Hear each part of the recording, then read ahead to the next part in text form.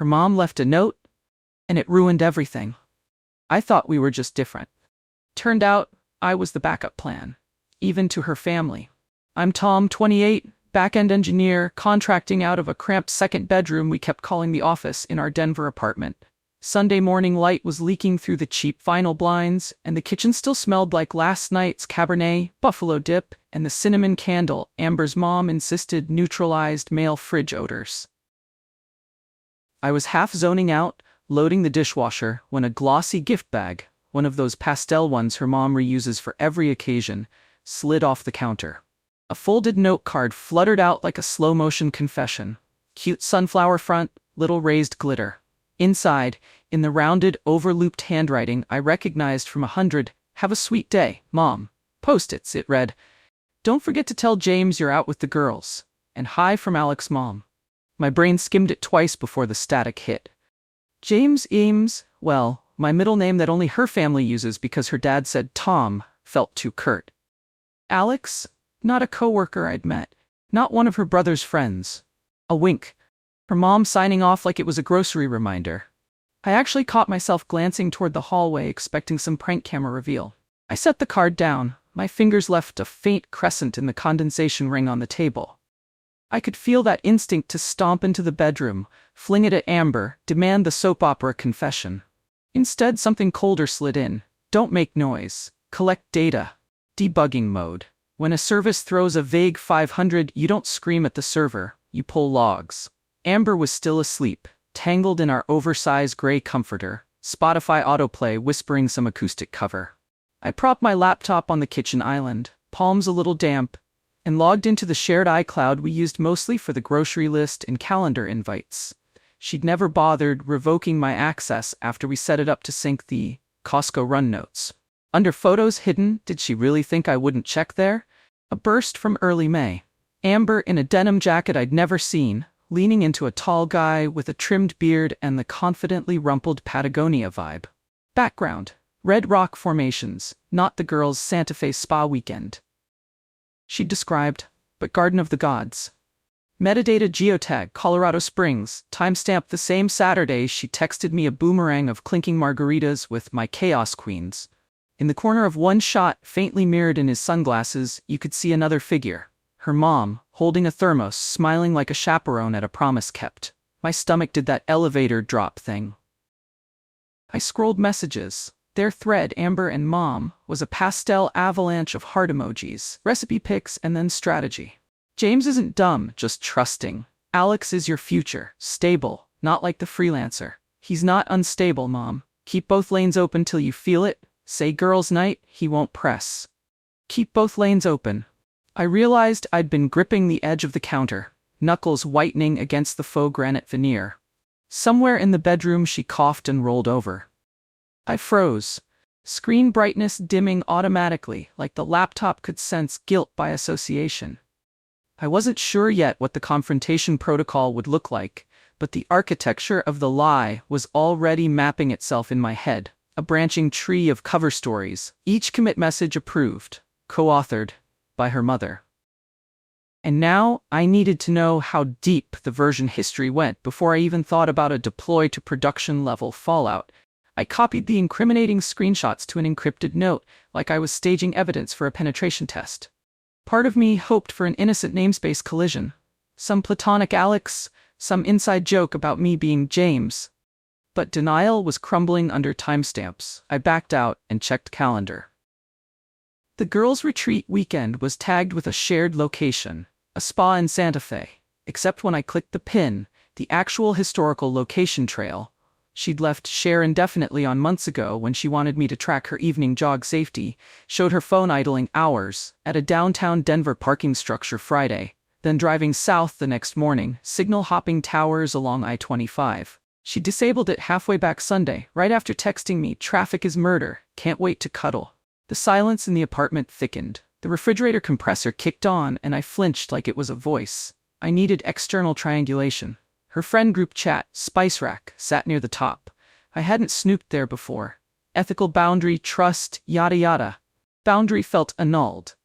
I scanned. Friday night, memed TikToks. But the self-shot group selfie she posted to Instagram that night, 6 women in sheet masks, didn't appear in raw form here.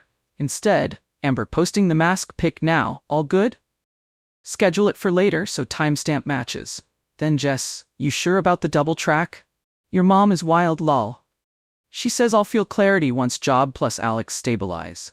Job? Stabilize. The narrative expanded. Not just emotional hedge, career calculus. A message from her mom the previous week. Alex already has equity. Marrying up removes friction. Love grows. Security matters. And then a voice memo. My heart thudded while it transcribed imperfectly. Affection is nice, but provision is a love language too, sweetie. Provision. Like she was drafting a procurement brief. Meanwhile, I was splitting rent, covering streaming services, DoorDash on late sprint nights, thinking partnership was a verb we were conjugating together.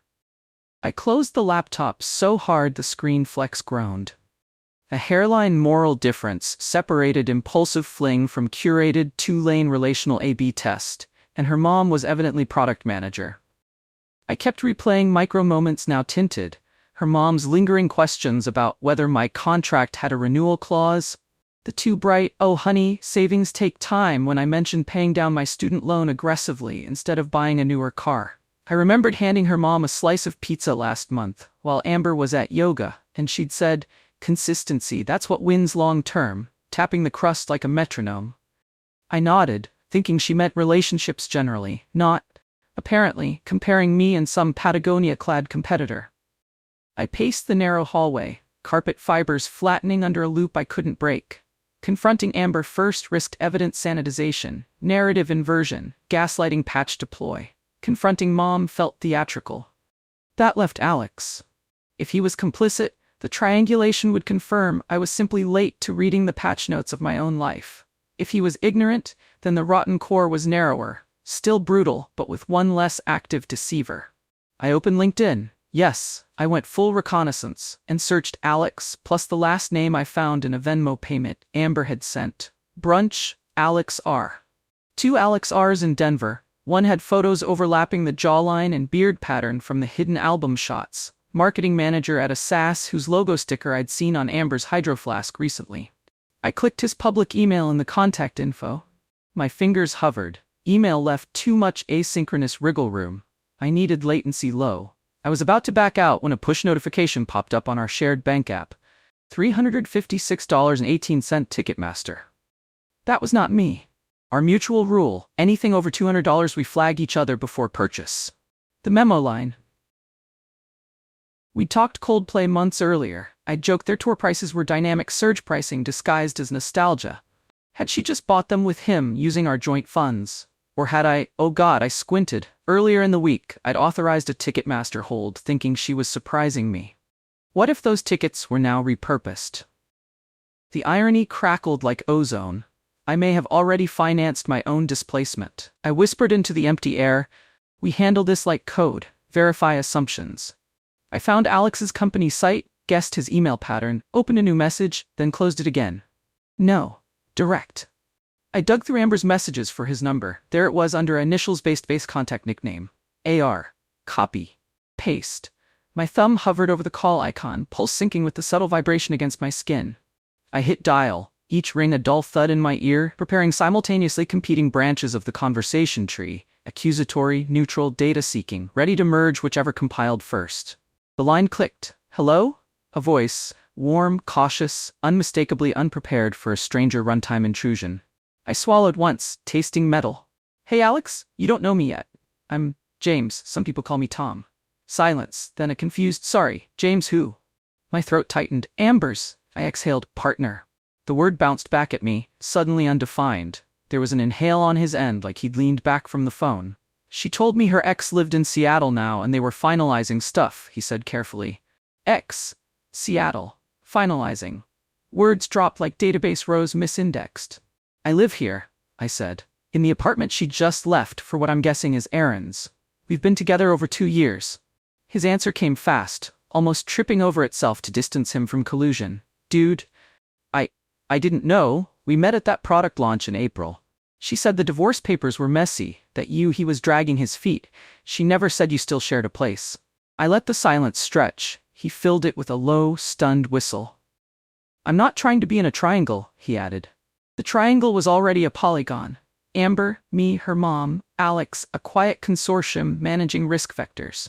I asked, Coldplay tickets? Are you planning something tonight? He hesitated. She texted about surprising you actually. Well, she said surprising him, but then followed with might pivot, TBD. I pushed back, felt weird. I haven't even met her family. She said her mom adores me. Which? He cut himself off. The corner of my vision blurred. I realized my eyes were watering from a mix of rage and an absurd empathy for this stranger drafted into my relational breach. Listen, I said, voice low, this isn't a scream call. You've given me enough. I'm exiting. You decide your ethics going forward. But you now have my data. He murmured a subdued, I'm sorry, man, and the call ended with a soft click that echoed louder than it physically could. I stood motionless while the HVAC hummed its indifferent white noise. The decision tree collapsed into a single executing branch. I was done being the polite concurrency layer. I opened notes, drafted 11 different versions of what I wanted to leave, some scorched earth, some sardonic, some sterile, and bullet-pointed like a post-mortem. The one I kept was concise, mirroring her mom's cadence so the dissonance would land. I pulled the offending sunflower card from where I'd placed it, flipped it, and wrote, Tell Mom the freelancer managed to ship one last clean exit. Say hi to Alex, he has the full changelog now. I propped it against the salt cellar where she'd have to see it before staging any narrative. Then I logged out of the shared accounts, revoked media library access, screenshotted final balances, and transferred my half of the joint checking, leaving hers untouched. I wanted no ambiguous theater about money grabs muddying the core violation. My duffel swallowed the essentials: laptop, external SSD, worn college hoodie, toothbrush, the framed Polaroid of my sister and me at Red Rocks I'd contributed to the gallery wall. I left the couple shots. They could remain artifacts of a deprecated version. Doorway pause.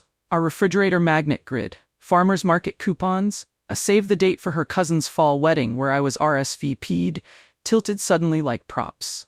I slipped off the house key, set it next to the note, and the small clink sounded like a semaphore flag dropping. My hand found the doorknob. A phantom reel tried to splice in flashbacks. First snow we shoveled together, burnt Thanksgiving turkey attempt, her mom laughing while frosting cupcakes, scenes auditioning for revisionist leniency. I let them pass unedited. The latch clicked behind me, hallway air cooler cleaner. I did not look back. Not defiant, simply opting out of one more performance block. Elevator down, out into late afternoon Colorado light, the sky a bright, indifferent blue. Phone buzzed once, an incoming Amber text. Babe, quick thing. I swiped it away, stepped off the curb and felt, for the first unmicromanaged moment in months, the raw spaciousness of an uncrowded single lane.